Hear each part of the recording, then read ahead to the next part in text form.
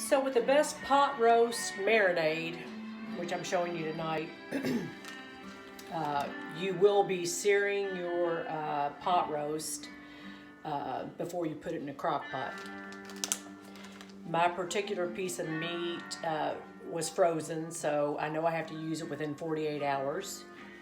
But normally, if you've got a fresh piece of meat that is good for 4 or 5 days, I would marinate it for 72 hours. Here we're just going to marinate it 36 to 48 hours. So first I'm going to add oil, which mine's just canola. And the reason why we're adding that is I do it a lot of times on the grill outside, so I don't want it to stick. And therefore, you have to have oil. Secondly, I do my ever famous garlic herb and just put half a teaspoon in there. I do garlic salt.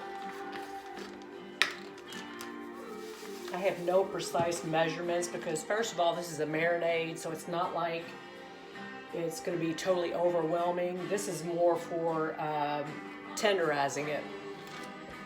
I'll do cracked pepper. And I love a ton of cracked pepper, but for saving time, I'm not doing that much, but I love a ton, so I would put quite a bit in there. I'll use a dash of soy sauce.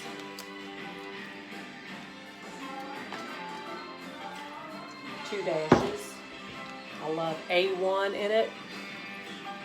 I'm a little more liberal on the A1, which is probably, I'd say that's at least two teaspoonsful, easy for me to say.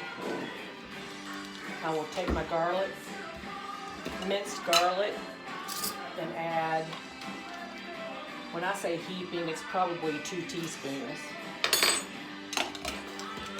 I only add a dash of Worcestershire because it's so overwhelming that it could just ruin it if it's got that Worcestershire sauce taste to it.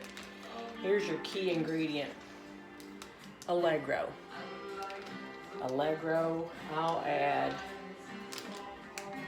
probably a half a cup. Now, depending on the type of meat you bought, I don't always use tenderizer. And I think I've got a pretty decent piece of meat, but I think I'm going to be safe and just add a couple of dashes out of this. And then if I feel like with the cut of meat that I have that isn't big enough, the one that my go-to will be my Allegro, and I'll add more Allegro. So I've got that, and I'll take my piece of meat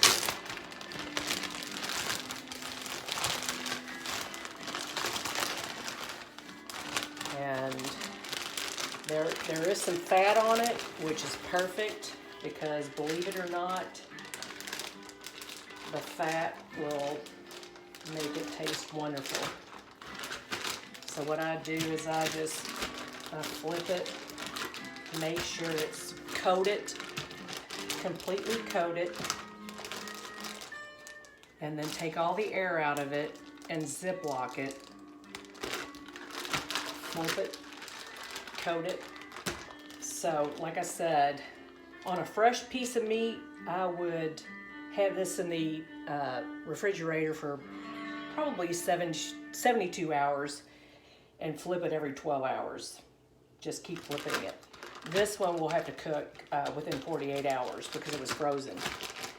Anyway, what you do after that is sear it, which obviously I can't do that for you right now, but you can sear it on your grill outside, or you can sear it on your stove just by adding some oil and get it brown on both sides. Get it brown and then put it in with all the juices after you've done your searing.